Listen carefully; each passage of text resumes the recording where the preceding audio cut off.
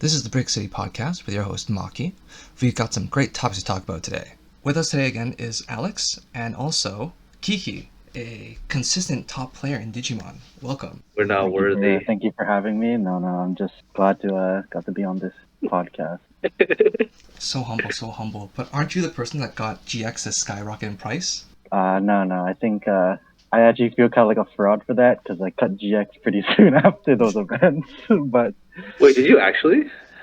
yes, I do think it's like very meta dependent card. Which we can maybe we'll touch on that later. But I mean, I think I'm just a lucky player, just an enjoyer of the game. That's all. No, this guy made Magnet X's go up right when I wanted to get them. I was like, thanks, man. I remember people were like, when they looked at your deck list and they, like, it's friends of mine, they're like, well, why is GX in there? I don't understand the purpose. I'm like, I don't know. You play armor. Why don't you know? And they just kept telling me, like, it seems like just a win harder option. It doesn't change the game state for me. I'm like, I don't know. No, and then like a bunch of people started coming out saying, I play this build all the time. And then T-Mac called them out, and that was funny as shit. Yeah, I would say historically, when I've done okay on lists or like any notable recognition of lists, I think I often get there's always gonna be quite a few like question marks. I think even dating back to yellow hybrid format or blue hybrid format, and I was playing Shine, I got a lot of like, this just seems wrong. Like your list just seems wrong, kind of take, which is like kind of unfortunate. But I was like, I mean, I guess I won, but I mean, to each their own, right? Everyone has their own play style. Fair. And That's true. I think I tend to build lists in the ways that I find most comfortable. I feel the most popular takeaway from when you placed with armor was the quote, sometimes you just gotta swing as if you have jamming. It's funny you mentioned that because I was playing this on locals recently, and my Paradramon swung 5 times without mastery security and didn't die. So it really sometimes feels like that. Sometimes you just gotta swing with jamming, man. I've heard so many new variants. I've heard Red Dex and Grandis, when they play against my security control, they're just like, after contemplating, like, I just gotta swing as if I have delicate plan. Just go. I do think though that statement is not just completely random though, because I initially that mantra was established in blue hybrid format when I was playing armor still. When I started playing armor, and Pyodramon's chances of dying security was actually very low in that format. So it's not actually worth thinking about it because the only things that blue hybrid that killed it were Azulong and Chisano. So it's like best not to overthink those kind of moves, especially because blue hybrid goes so long. But that's true. Kind of stuck around. But there was rhyme to the reason. No, there was method to the madness at the time. What's your take on Fire Rockets? Could use a better artwork.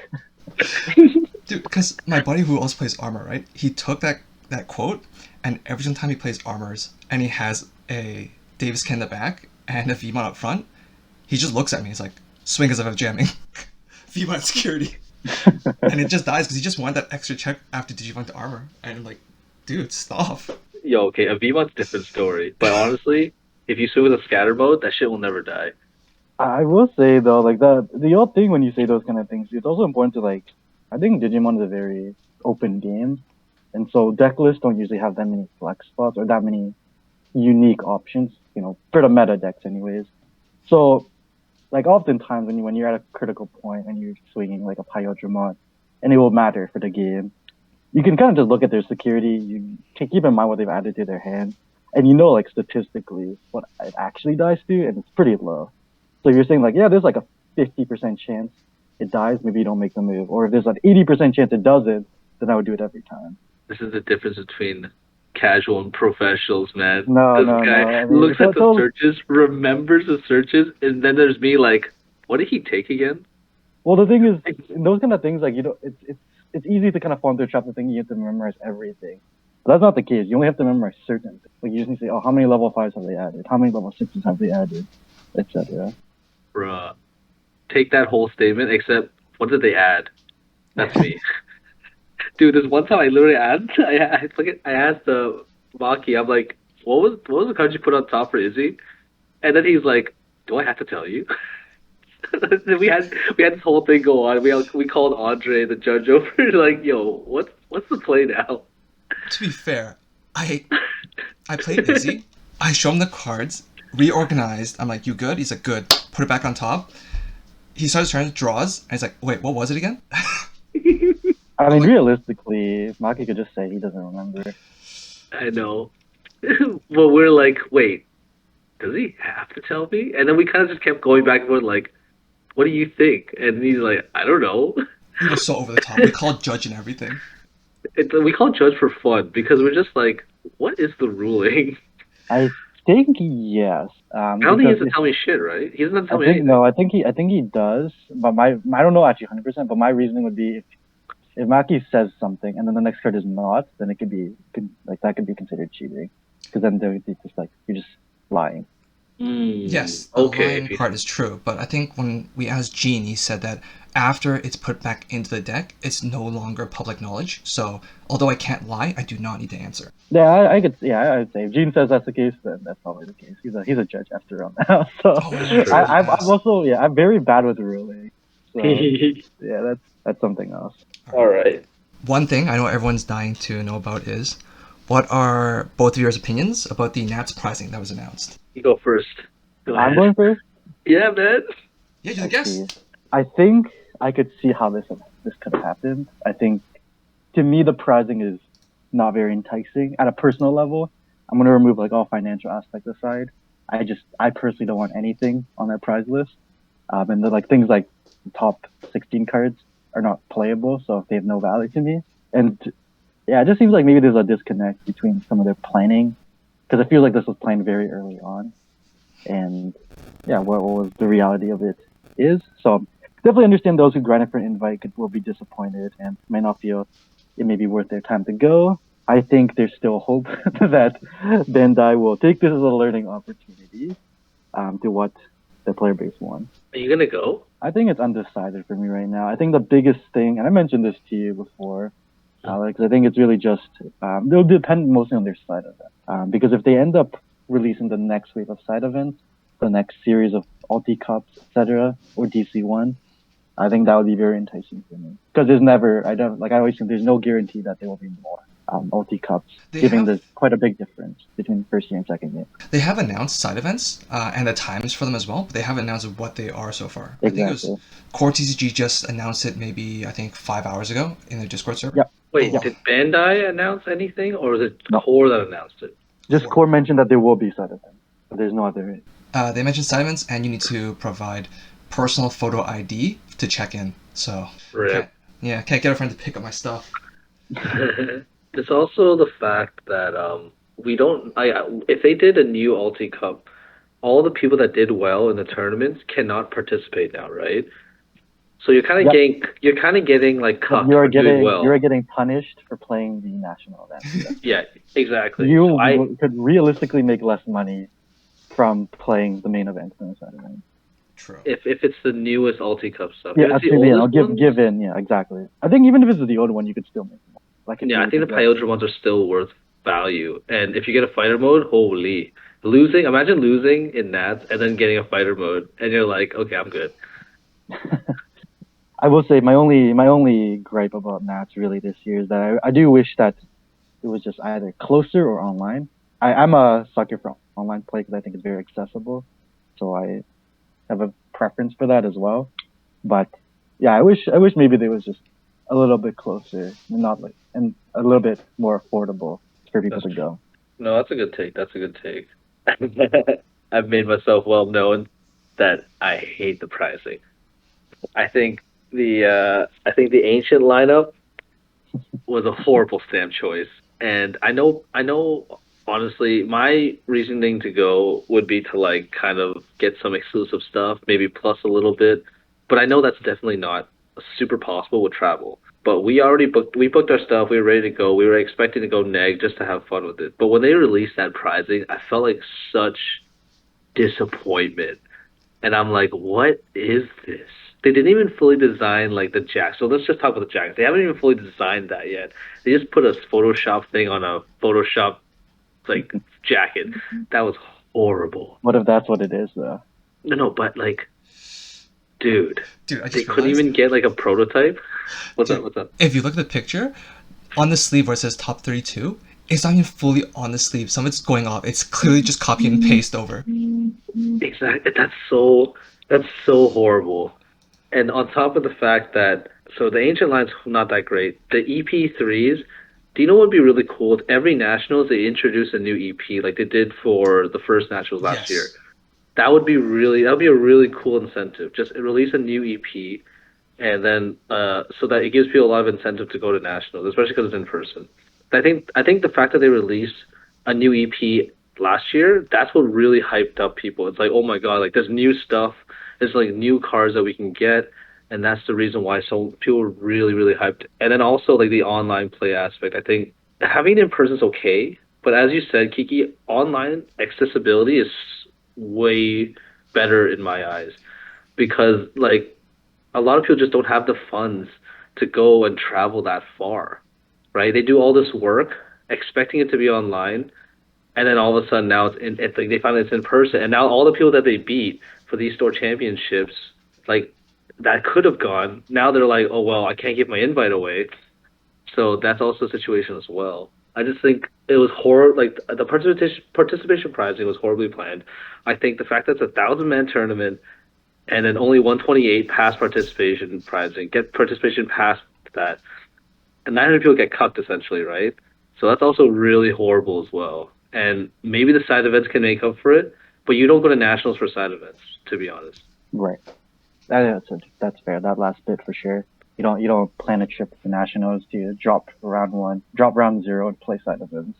Exactly. You go there to win, and I think capping at 1,000 was okay because of how many people that had invites, but they really should have made like honestly like okay, in your guys' opinion, what's the lowest in terms of like placement that people should get additional pricing? I'm thinking if we go by the previous standard, right? If previous is 512 is the cap, so 128 is the first cutoff, then I think what we double that. So I think 256 would have been a reasonable amount. I think 256 is fair. Yeah, I would say 256 is also a little bit different because it means breakers actually do matter all the way to the end. So it also kind of jails people to play the event to the end. I think for me, like I think they should have just done what I know it's like a problem logistically probably, but they should have just done what they did last year and split pod in two. And I think 128 is fine. So just two pods of 500 or less. That'd be pretty smart actually, because then so if you do two pods and you do maybe like 128 prizing, it equals 256, but more people have better chances. And it's also kind of cool, early like on. exactly, and it's also kind of cool, like the meta you kind of see in each pod. So like, Not just that, think about this, right? Because I remember last year, me and Gene were somewhat salty because in our pod, I think we both placed inside 128, but once they combined the two pods, we just bubbled out. So I think, although the pods is very interesting, it would be even interesting if you split the pods between store champs and regional qualifiers, right? But the amount, like no, the that'd be saltiness, the saltiness being bubbled out after, like, oh my god, I saw my placement, but now it's like, oh, don't get it because that it might be a bad aftertaste. Yeah, I could definitely understand that. Which I think then the price structure, like if they went down there, should reflect it. So like there was like you were locked for pricing at that point, like for a certain threshold of price, and then of course like things like day two and even just like top 16 would then be sorted out from kind of the combined tournament. Do you guys know, is it top 32 that make it to day two? I believe so. Yeah, But I'm sounds not about right. actually. Sure. Yeah, imagine getting bubbled out at that point. I think 17. there will be a lot of people that bubble out in that size tournament for top Mhm. 32. If I remember at Gen Con, someone got 17th. Ooh, He like slammed his phone on the table and he covered his face, and I'm like, damn, that is painful. Yeah, but then he saw the national pricing and he's like, he was okay now. And then now he's laughing. He's crying from laughing at all. I think the road towards getting my invite was definitely worth it, though. I think the amount of relief that came over me when I got the invite kind of early was really really great. It's just the disappointment is Yeah. it kind of hurts. It just kind of hurts. That's all. Yeah, I can definitely understand that sentiment. For people who especially like were very focused on putting kind of nationals as their next goal in their Digimon focus. hmm like for me, the way I saw it was like I booked my trip with Alex, right? And I was expecting worst case scenario to maybe go negative 300, negative 400. But oh man, I remember we finished the flights, did the whole hotel extensions Oh Thursday yeah. night. Oh, Oh, it was such a pain in the butt because just customer service many in some of those places. situations. So we did all that, got home, and then 2 a.m. Alex and Gene sent me a message, "Yo, the pricing's doo doo," right? And I took a look, and we were just so sad. Like for me, based off it, it looks like average. I'm looking at negative $800 to $1,000. I'm like, this is way above what I'm willing to take. Yeah. And Yeah, I would agree with that. like, I Like know. the estimate that is. Yeah. I know some people try to make this statement like, "Oh, it's for the experience. You shouldn't be going to these events expecting to make back money." And I agree with that, which is why I expected to lose about roughly $300. My whole idea was like, you know what? I'll get another participation playmat that I can just be like, look at my collections of like, oh, look, this is first Nats I qualified, second Nats I qualified, stuff like that. But oh man, that stamp set and the fact like I was already a little bit bummed out when I misunderstood and I thought it was the whole Impmon, Gallantmon, Guilmon that we were getting, but turns out it's not even that. I'm like, what? It's not. I It's thought it not. was one of each. It's not. It's not. You're getting Well, instead. Let me just open this up for you. Wait, are you talking about the Tamer set for top yeah, 32? that's the. Yeah. I thought it So extends to 120. I thought 128 gets no, no, no, no. one. I think yes. 120 gets one, but participation you only get a EP3. Ancient set. Yeah, you get Yeah. the ancient set. So ancient, the blue one, Kazemon, Beetlemon, Sphinx, Yeah. Diaboro, and then Savior Hawk. Wait, hold up. There's a Diaboro in there again. Yeah, there's Diaboro in there. It's literally just EP3, the worst of the It's the EP3s. same one. What do you mean? We're still talking about event pack here. Yeah. No, no, no. There's And not. There's not event pack. This is they're the stamps. They have the championship 2020 Oh, the 2022 championship finals. stamp. That one doesn't have everything. I thought. I thought it it only has the doesn't. megas. Yeah, it Yeah, It only has just the has megas. the And megas. yeah, but it's Okay. the Yeah. worst. Okay. Sorry. Yeah, I'm on the same page. Yeah. Yeah. So I remember today, Mario's Gaming World made a video, right? And he said that it would be more acceptable if they put Ancient Garu and Ancient Greymon in that as well to have all six Ancients. That would have been really nice. Yeah, And it makes That would sense. be cool. yeah, it would have been cool. I wouldn't have been as angry. I would still been a little sad about the EP3 stuff, but still, I'd be like, maybe I'll still go for that. You know what's funny? We were all saying, like, imagine if it's Evo Box 2 with the Shoutmon, It was Agumon, even worse. Wormmon. And that was like we were thinking, like, no way. And then now we got something almost, like, pretty equal to that. No, that one though. That one is definitely worse than the one we got because the Evo Box 2 was like MSRP in Canada was 100 something, I think and the Tamer 120. set was like MSRP 60. Yeah, Yeah. I will give it to them that between choosing Tamer Evo 2 and that Tamer set, they made the right choice between the two. However, I think potentially, look, I understand that this season of Digimon did not have cards as amazing as Tamer Set 1, right? Or Tamer Evo 1. I understand. But I feel like they could have gone outside the box and picked like maybe Cool Boy, right? An alt art Cool Boy, right? And just be like, whatever, just put that as one of the cards, one of the stamp cards. Or a stamped X antibody, right? Even if people are going to get an alternate one in this BL's Monster deck, I think people would still be hyped about that. I think for them to keep costs low, because when they make these new altars, they have to commission the art, right? I don't know how much they pay for that. No, it doesn't have to be alt art. It's just the same art, but stamped. Oh, okay, so basically a cool boy with a stamp. Okay, Yeah. I see what you mean. Like basically the the set that was the most meta defining. Yeah. Wait, hold up. Okay, what would you say is more meta defining? The X antibodies coming out, or was it the hybrids? I think if we're talking about the current format, I think it's X-Ante. But I think that's actually something interesting to raise, because I think that's my other gripe with national pricing. Just my opinion, of course, is that it doesn't feel like it reflects this year in review. I think the mats are all BT5 art with like Bond and Jesmon Genku. Yeah. And none of those decks are like, or the Chaos Gallon and Zwart, with the combined art, which are nice looking art, but that's not really the cards we saw in the last year.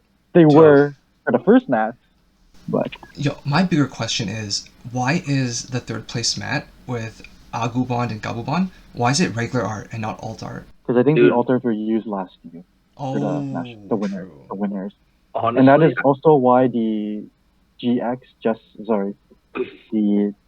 Shoutmon DX and that Blitz Omni art combined art was also used in a match for last year's national. Okay. I think it hurts the most when you win this mat and it says second place.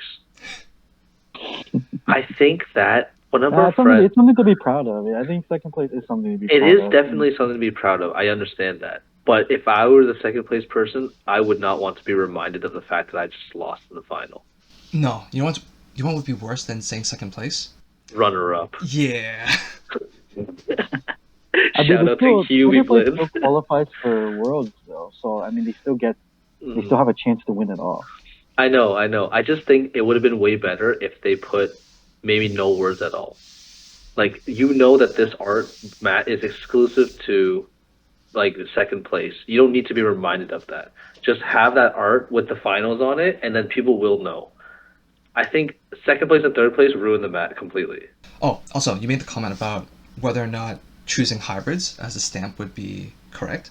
I think it would only work if we're talking about the level 5 hybrids, because the level 4s already they exist in EP3 and they're getting a better alt art in March with the 25th anniversary. Yes. I think if they had the ultimates for the participation stamp pricing instead of the megas, I would be much more happier. Oh yeah, 100%. Like, I think that would be a pretty amazing. Jet Sophie, Aldemon, the Beowulfmon, like those level 5s really define that hybrid meta in my eyes. Mm-hmm. What's Like, the Black Cycle gonna be? It's gonna be another Diaboro card. That's true. Diaboro has just been reprinted to death now, eh?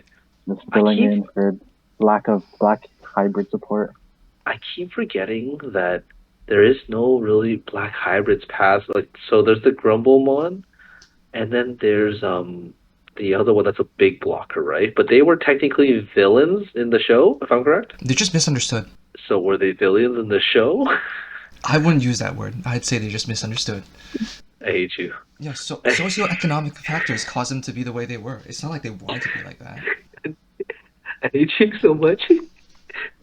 Wait, hold up. Does the Tamer pack come with all the cards? Oh yeah, it's a full I set. would assume so. Does it say Oh, that? sorry. When you say Tamer pack, are you talking about the Impmon stuff? Top 128 pricing and up. 128. Oh, yeah, sorry. so the 128. the Galvanmon. Sorry, correction. 128 does not get the Impmon Galmon pack. It's top 32 that starts getting it. No way. Top 128 just gets another set. You're right. Yep. You're right. So 128 is poo-poo pee-pee. Yep. And then also, top 32, you only get 2 of those Tamer packs. And each pack only has 2 cards. Exactly. You don't get the whole set. You technically do not get the whole set. So you technically could pull a Mega Gargo stamped and a Guilmon stamped. No, a Renamon stamp. No, the Renamon has some sort of playability in some way. That Guilmon I have never seen played. And that Mega Gargo, I have like 4 of them. And literally everyone looks at it and says, why? Imagine that is your packs for making top 32. That's painful. I mean, you can still look at that jacket, right? Oh yeah, you can definitely look at the jacket. If that jacket's not Fendi, I'm not about it. Oh, Okay. Martin, before you joined the call, we were talking about the jacket some more, and I was telling Alex how all the people that are hyped about the jacket, like, good for you, right? I mean, it reminds me of the whole League of Legends jacket thing. But what I told Alex afterwards was that if someone really wants that jacket, I'm pretty sure someone, like some store on Etsy, like, Glorious Burst, will make that jacket, that design, with better quality for a third the price. So, I mean, that's what I feel about the jacket. It's a great idea, but it's not something that I'd be like, I have to go to this Nationals to get that jacket, because I know I can get one, if not a better one, through other means. Yeah, I think that's pretty accurate. Because it happened with League of Legends, right? Like those jackets, there was like third parties that were selling those same jackets with the same design, just not official. But apparently they were better quality, because my brother bought one of those. Oh, he did? One of the bootleg ones? Yeah, one of the League of Legends ones. It was several years ago. I never touched League, so I don't really know anything about League. I didn't want to be a toxic person anymore, so I stopped playing like 5 6 years ago. True. Well, I think we all know that's surprising. Hmm. Oh. All right, let's go to something not as depressing. All right, Martin, you're a top player. Can you tell us what what separates a top player from a casual? I consider myself a casual, so I think this question is directed to the wrong person. Yo, I've never heard such cap in my life. Oh, But I haven't. I will say, I think it's really just, I think it's just a mindset, like a competitive mindset. Like for context, like throughout my time playing this game, I never intentionally choose a deck to play because it's tier one. I think most people consider armor. I consider armor a hard tier two deck. Like it has so many unwinnable or terrible matchups to play into the current format that like you should not bring that deck into an event. But I just enjoy the playstyle. I enjoy the deck building of the game, especially. And so yeah, I think I never go into a tournament thinking I need to hit X result. I just don't want to lose to my deck and don't want to lose to myself. So yeah, I think that's just kind of my take. I don't think there's something I don't think I can comment specifically on what separates a competitive player from a casual player. I think you just set your own goals, and my goals is just don't want to lose to my own deck. I'm kind of in charge of my own deck building and try not to misplay. I respect your opinion. However, I think if T Mac was on this podcast, he would say, "No cap, stop that." Okay, I will say, historically, I've some people might know me as an armor player, but I would say I usually play like control mid range decks with flexibility. I think that is reflected in armor. So typically, like I choose decks that don't have winning matchups into everything, and then naturally you'll know how to play different matchups. I think prep comes a lot in the forum is really important to placing. But I think you have to because I enjoy that part of the game.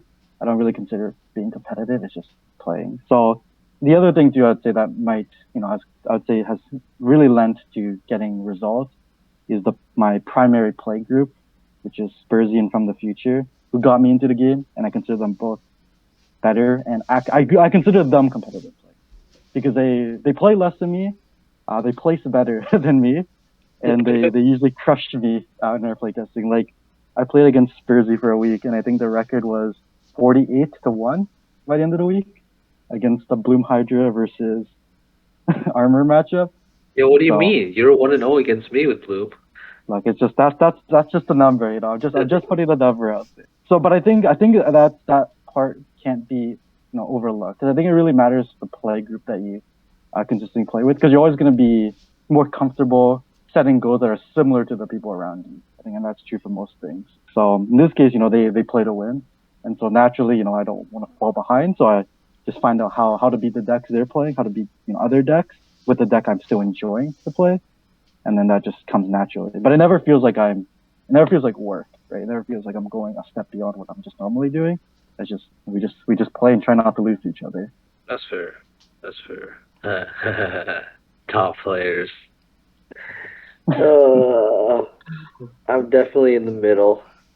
No, I I will actually say, I'll comment. I play tested with Alex before at Gen Con.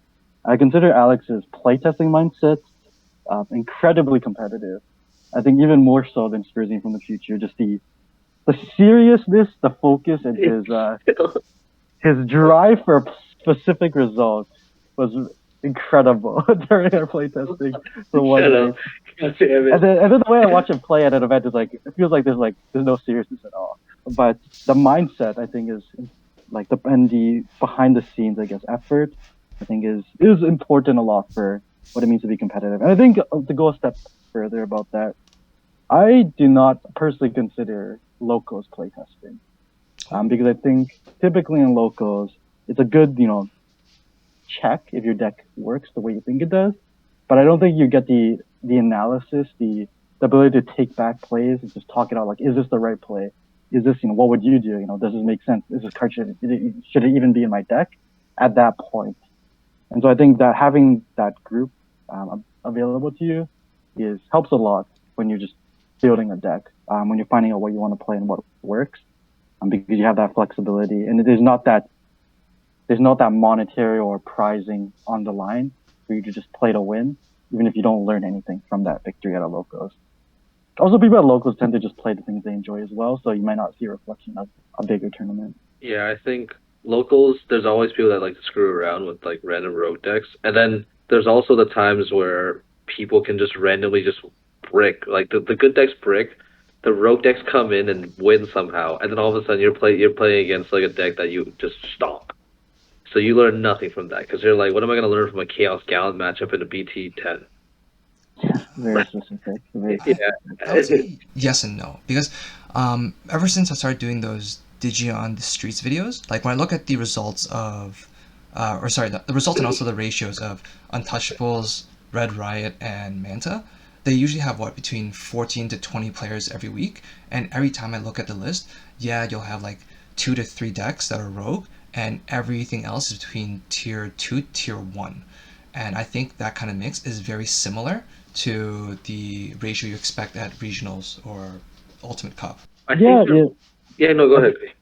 I'm gonna say I'm not gonna discredit locals at all because I love playing locals. I think it's definitely an important part to just enjoy the game and to practice.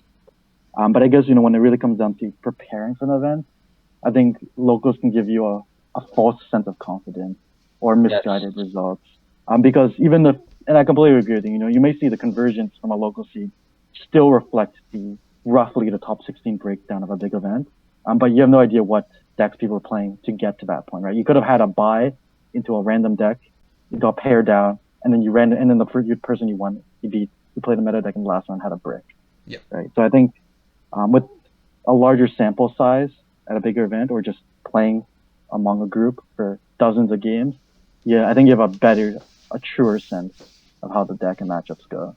Honestly, I have a really, really specific experience with this.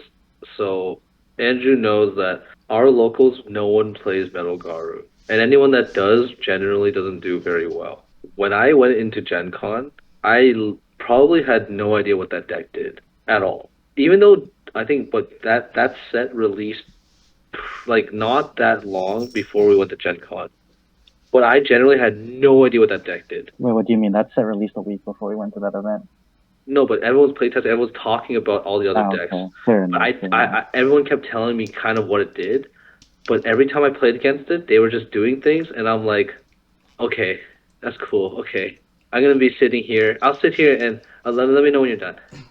Like I had no idea how to play against it. I had no idea because our locals, nobody talked about it. Nobody played with it, and our locals, a lot. There's a group that like to play test future stuff, and generally, like I just didn't know anything about that deck. So I definitely think if I had a playtest group that purely was meta, and then we would just playtest against those kind of things, I would have a better idea what to do. But that day one when I played against one, I was like, "What is happening? Why are you swinging so many times? What? I don't get it."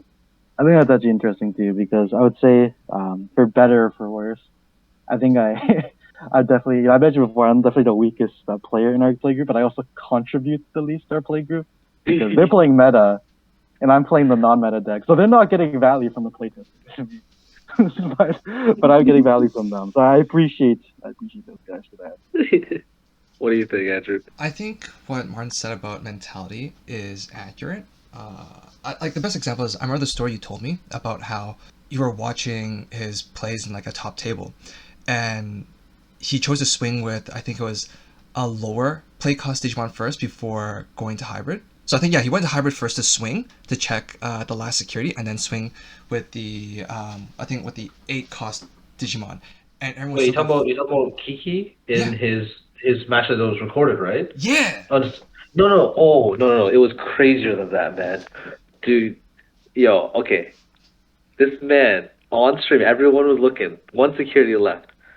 And we're like, okay, he swings with the feet, and then he hybrids for game. And then after he goes hybrid first, he's playing against Alphamon deck. He goes hybrid first, and the stream people are like, what is he doing? I'm in my head like, what's he doing? He swings with the hybrid, hits a Congo.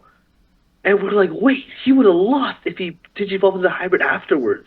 And we're like, yo, this is the biggest brain play. He swims with the feet, he wins the game, he wins the set. That's what I'm that saying. was the wildest thing I've ever seen. I don't know if that was that big of a brain play. It's just knowing what you lose to, right? And that comes from play testing. It was also, that was part of it. But It's the fact that he kept playing TK every turn he had. He played TK, played TK, played TK, and he kept taking things out of his security. So when the Alphamon went for the OTK, he kept hitting security Digimon. And he basically, QiQi was playing a deck with a bunch of security Digimon, and so all these guys spawned out. And essentially the guy didn't know that they spawned out, and he just like assumed like they were dead. So the guy built a blocker and then digivolved over the blocker. And then apparently, according to QiQi, when the turn passed, the judge and the guy were like, "Oh, can you clear your field of the security cards?" And then QiQi's like, "They get played." And then the guy was like, "Wait, what?" And the judge was like, "I forgot about that." Yeah, that was pretty funny. I think it was funny because the judge said that. I was like, "Yep, it was Michael." That was funny. Because then the guy's like, "Wait, I had a blocker." And he digivolved over it. Yeah, it was a funny game. That's what I'm saying, right? Like, I feel like the average player, they would go with habit, which is swing with defeat and then a hybrid for game, because they're always thinking there might be a destruction option inside security. However, I think the separating fact, that's a very good example of a casual and a top player, where a top player can break out of habits and say, I'm playing against an Alphamon deck.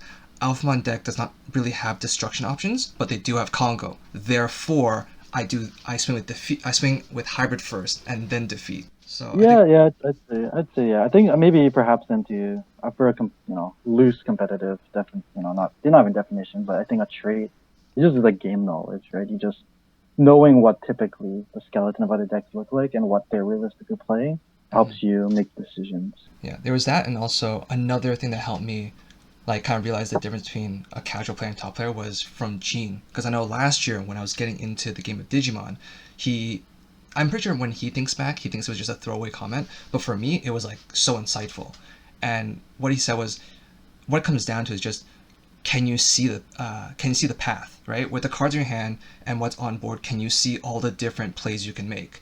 If you can see all plays, then chances are you're a top player. If you can see about 50%, then maybe you're a casual player. All right, can I just I'm just gonna put that definition even further, because I think I completely agree with that statement. And I think that kind of ties a lot into what it just like sums up, I think, a lot of what I said before about knowing your deck, knowing the matchup, is about seeing that line. I think Gene I consider Gene definitely a competitive player and probably one of the best pro players I know. So yeah, I think that would be I'm gonna change my understanding of competitive play to that, because I think that captures it pretty perfectly. Yeah, Gene's definitely top player. Like, it's so difficult playing against him, man.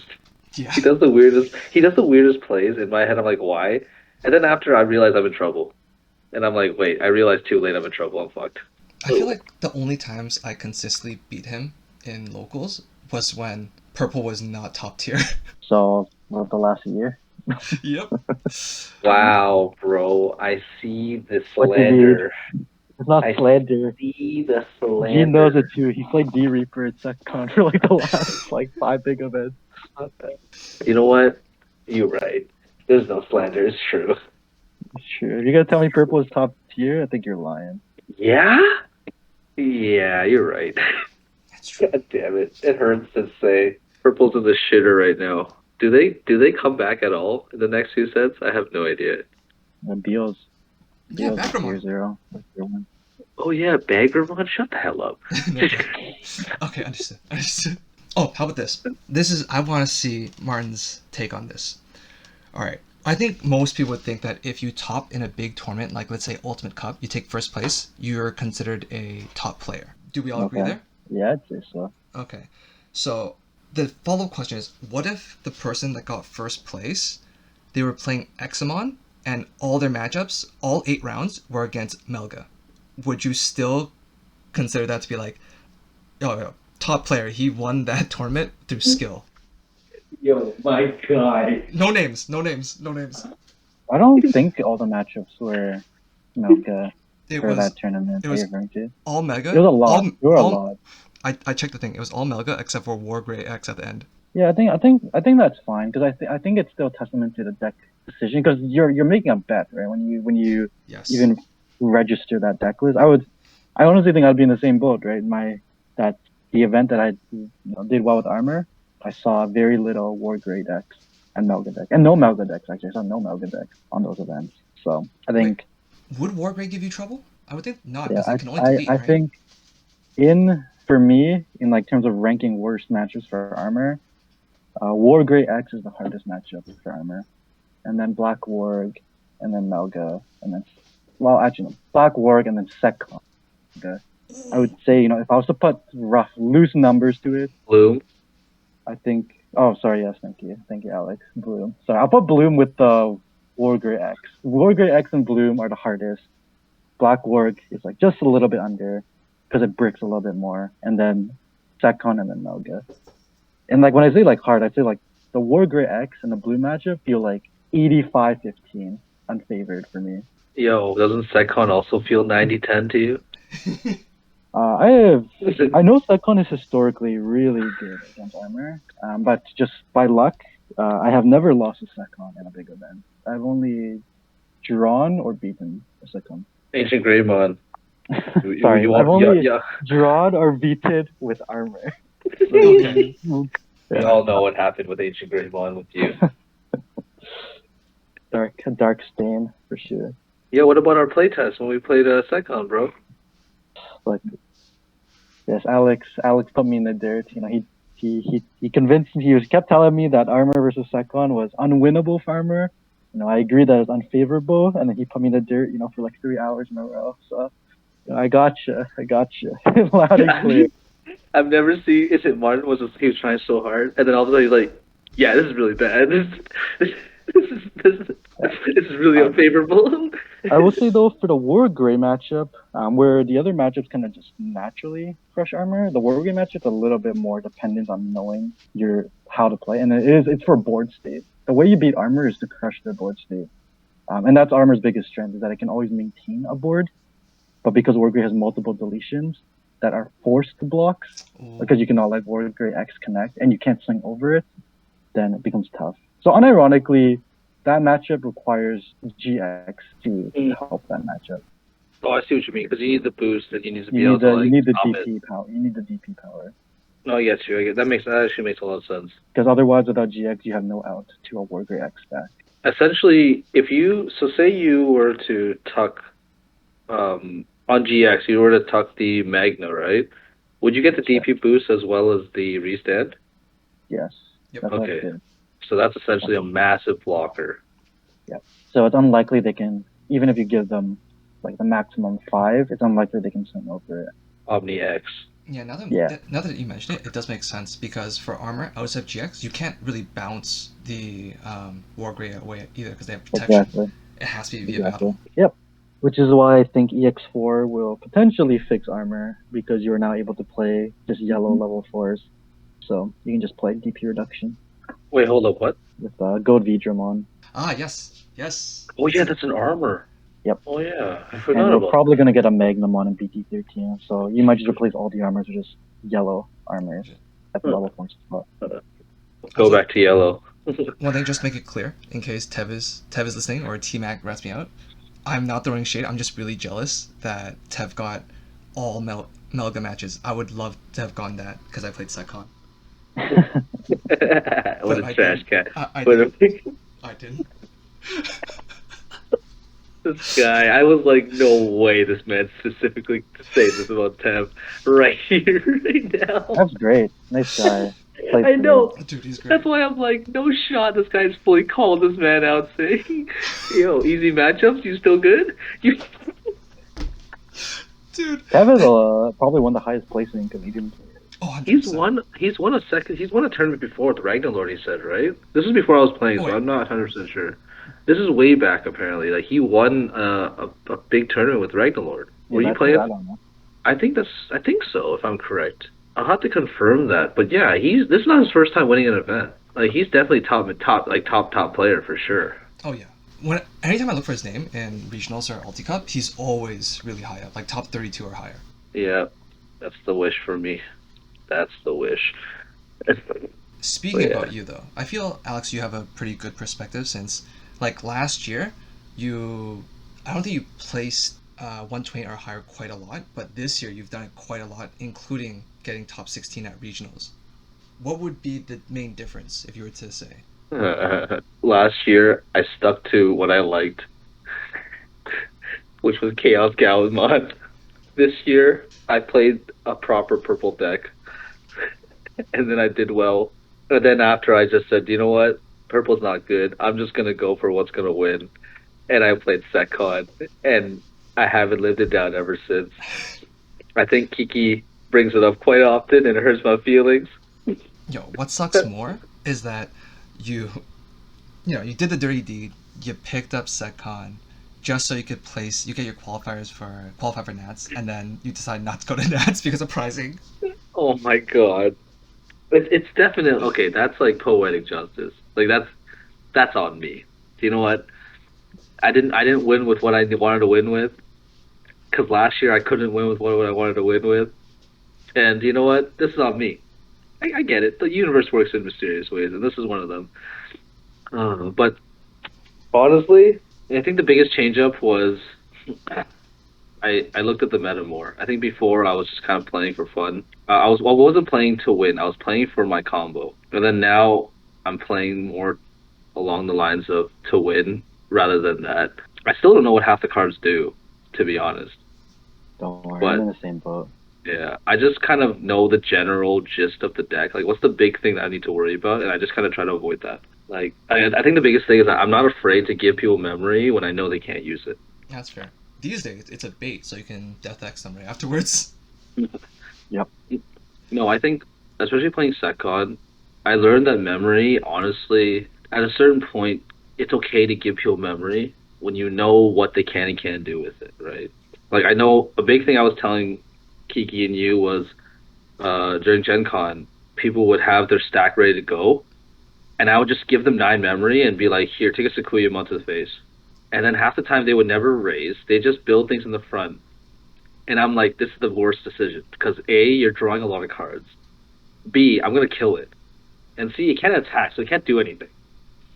So if you don't deal with that Sequoia off rip, you essentially just let me have a body for free, and then every turn that you keep that stack in the back, I win the game. The more chance I'm going to win the game. I think there's one Melga player that he saw the Sequoia and he tried to build a stack in the front to bounce it. Couldn't get there in time. And I killed his Metal Gar, and I left him at 2.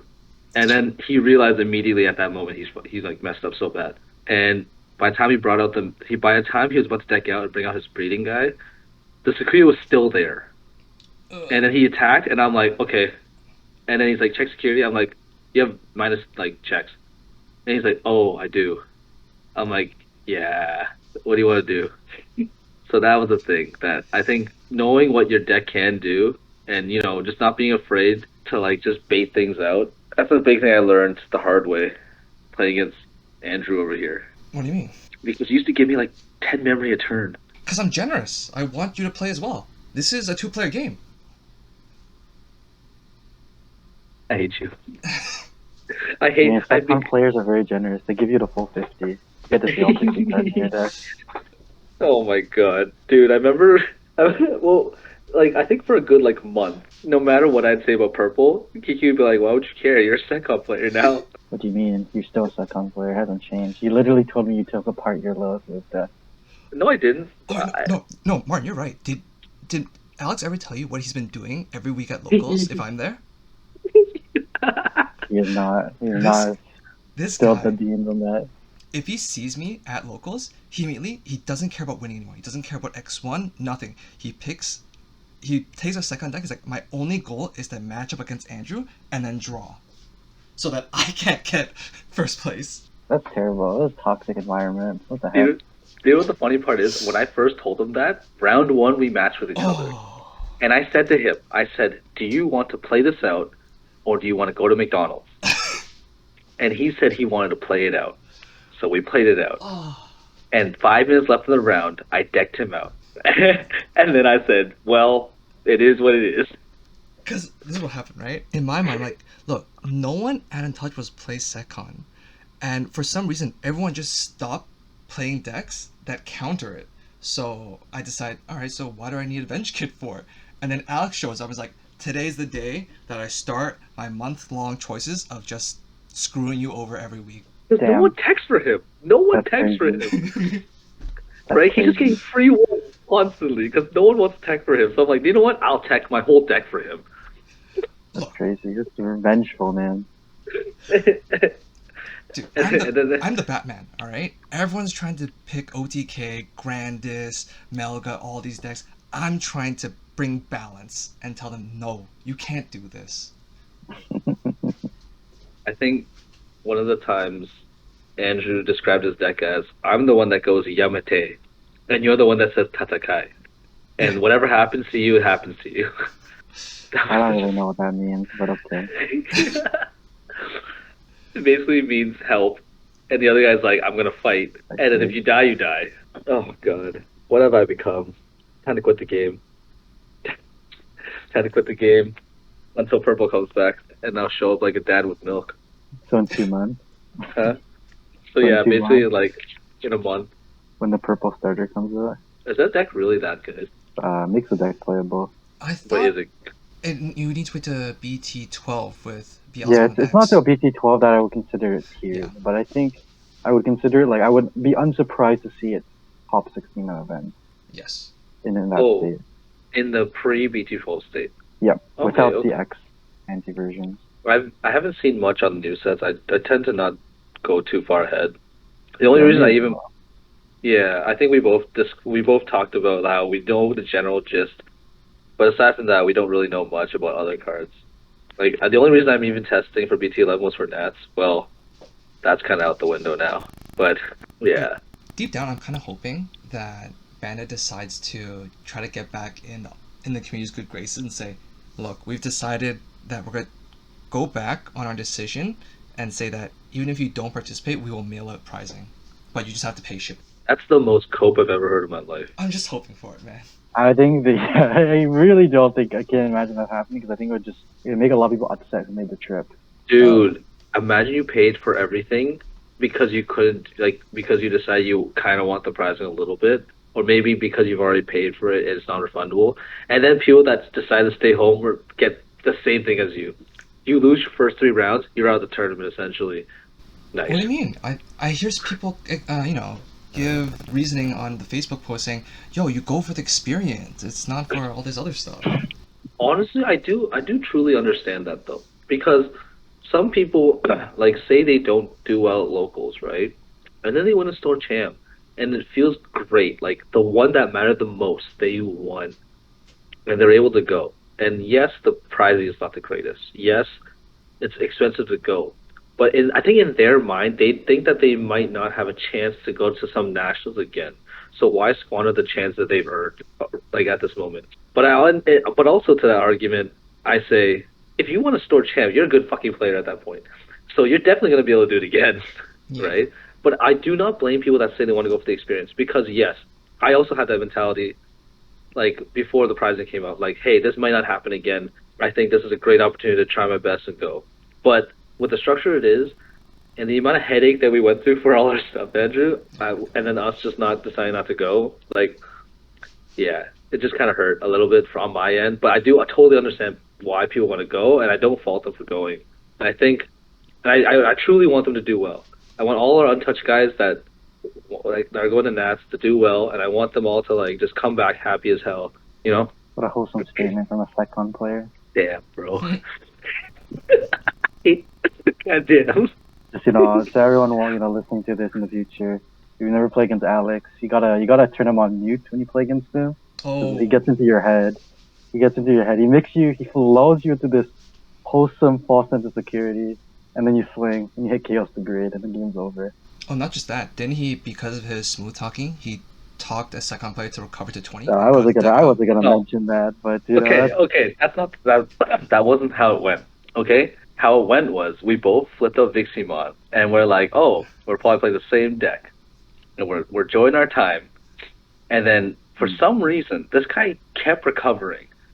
He's kept like Magnology recover. He's at like 8 security now. I'm like, I wonder how far I can take this. And I said, hey, what if you had the biggest security in all of Gen Con? That'd be so funny. And he said, yeah, that would be. terrible. And he Mental just warfare. kept going and going and going till it hit like 13, 14. And then he played Avenged Kid. He returned 5, and I returned 13, or something And like then, that. and then And Alex then picked he up the match realized, flip and signed his victory and left. and then he realized, oh, I'm dead. And then I chaos degraded his only Avenged Kid, and I left it in security. So I was the only one left with that. And I was like, well, I wonder what's gonna happen now. And then we finished first game, and there was 10 minutes left in the round, and we tried doing a second game, and it was the same thing that happened, and we it was a 1-0. It's not my proudest moment, You but got he the had the Gen biggest Con, so what are you had the gonna do? biggest security at Gen Con though. Cheers, So cheers. we ended up accomplishing our goal. What do Our you mean God. we? Yeah, we. We yeah, because I also helped him. He attacked Alright. we attacked with cards, and then the chaos degrade into security. It's a combined effort, man. That's true. That is true. You're Right? both Think building about this it. wall together. Alright, you've all heard this, so just keep that in mind next time you play against Alex. There you have it. Dude, I played against QiQi like really recently, and I started singing like I normally just do, and then this guy's like, "Your mind games won't work on me." I'm like, "What the fuck?" You and your Jedi mind did. tricks. I've seen it happen. Every time it's like, oh yeah, you got this. I'm no board, not two security, no nothing in raising. I'm gonna slap down werewolf. You'll go. Oh, What so are you gonna he did that every to me. single time? He did that to me at Every locals. single time. I was playing Blue Hybrid, he was playing Loop, and he just kept coaxing me into like, yeah, you should probably play that Davis. Don't do anything else. Play that Davis because you might be memory choked, right? You don't know if there's a Davis in security. So I played Davis, and he checked security, and I get a second Davis. And then I'm like, "Well, it is what it is, man." It is what it is. Thanks for the 3 memory you gave me. All right, go into my level 4. End off with Cerberus. Your turn. Yeah, Thanks, man. just you see, you're not really painting your case much better, but No, yeah. but I was just okay. I kept choking him, and I'm like, I knew he had a Davis because I just know Blue Hybrid always have a Davis, and I'm like, just play your Davis, man. Who cares? And then he's like, I don't want to, and I'm like, just do it. And he's like, okay, fine. And I'm like, I swing with scatter. It's Davis. Damn. That sucked. It's alright. It's comical, but happened. All right, we're Did reaching I that end up time. winning that one? Yeah, you did. You did. Oh yeah, nice. All right, we're about that time. So let's end off with what do you think? What would be your number one pick for what you think? Which deck is going to take first place at Nats? I think Grandis. Really? Yep. What do you think, QiQi? I think it's gonna be something that's just tried and true. I'm gonna say Melga or Secon. Oh, I don't think forget I know BT11. both. I know. BT11's legit. Yep, I know. So I know. I do think both those decks are unfavored into Blackborg, but I think there will be just a lack of respect toward those old decks in playtesting. So it'll make people just think the matchup is auto win. I mean, if a Blackborg player bricks and a Melga player sees their stack, the game's over. Melga player's gonna kill them before Brework hits the board. You do have a point there. Yeah, This is a format with no mulligan. And historically, Black Warg and War Grey converts worse in formats with no mulligan. Yeah, I think Alti Cup. There was an Alti Cup winner, but that was Alti Cup with Molly, right? After that, we didn't see much in top 16. So I'll say B Warg for the safe pick, but I'm gonna put Melga and Secon as ones I would reasonably expect to convert and or win. I honestly think Secon is like it doesn't take much to play against Secon with B Warg. I think it's actually very easy to play against Secon with B Warg. So I think Secon's out of it. I think Andrew has a good idea with Grandis, but honestly, I do think it probably will be either a B Warg that takes it or Melga. I think Melga definitely, with the lack of Secon, because honestly, people will not play Secon as much now because B Warg is actually it just eats the deck. Trashing security, options don't activate. Basically, options can't even touch this card. Right, you recover all you want, and then also Venus One doesn't do anything. Venus One helps you because you swing. Now you're suspended. You don't do any checks, so you can't get killed from anything because your protection's gone that turn, right? And then next turn when you unsuspend, trash kill Venus, right? So that doesn't do anything anymore. A lot of the Secon cards that really annoy people do not annoy B War. And don't forget, you can't even de-digivolve since the new Metal Grey X. Yes, so you can't even just death exit because you have like nothing left to do. You're like, I need to get rid of this guy. You just can't death exit now.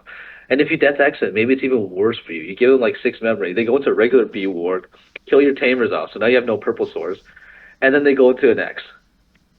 and then they tap the Yuya again, and then now nothing touches you. So actually, that actually might be worse. So I think second players know that, and I think if you take a second deck there, I think you'll do decent, but you won't do very well. I So think I go ahead, go ahead. Yeah. I was gonna say I think if a second player, because I think the mindset is that second in its current state. I don't think necessarily it'll look like that. I think it'll be quite warped for the work. It might be more aggressive. It might feature hybrids, right? The deck Mm. intrinsically will be different. I think I see what you I mean. just mean as an archetype, and I would consider a Mass Day honestly in that same like subcategory of Secon because the deck relies heavily on security. I'm not gonna lie, Mass Day and testing was actually a very hard matchup for B-War. But I did notice that the deck heavily relies on Mirai though. So if you're able to time a nice black warg to get rid of a Mirai, that could really screw up Mass Day. But in general, most of the time you're not gonna have the memory to go into black warg and really get value out of it. I mean, technically, can't you just have like a 5 cost Greymon and go Hades Force? Uh, as I honestly think Hades Force is a great win more card. It's definitely a card that after you're done your combo and you really want to solidify your win, you use that and just blow everything else up. But if you're down against a Mass Demon player, there's no coming back. Hades is not going to help you. I think the deck is very low comeback potential once you're down. At least from what I've tested. When I do not see that rookie, I actually am just I actually just want to tell my playtest partner like, hey, you want to scoop and go to the next game because I already know what's going to happen. The amount of the Digivolve cost in that deck is massive. The reliance on that gray X is crazy as well. Yeah. So like when you brick with that deck, you don't just brick like Gaiamon brick. You bricked worse than Gaiamon. Yeah, sad times. But Yeah, thanks for coming today, Martin. It was great to have you here and listen to your thoughts. Yeah, always happy to share. I mean, I'm just here to enjoy the game, whatever, wherever, competitive or not. I hope you don't miss out too much on that now Chica arts at the art museum. Ooh. That's okay. He has his own art books, so I'm good. Damn, got him there. All right, thanks a lot. Appreciate it, Maki. No problem. See you guys. Thanks for hosting.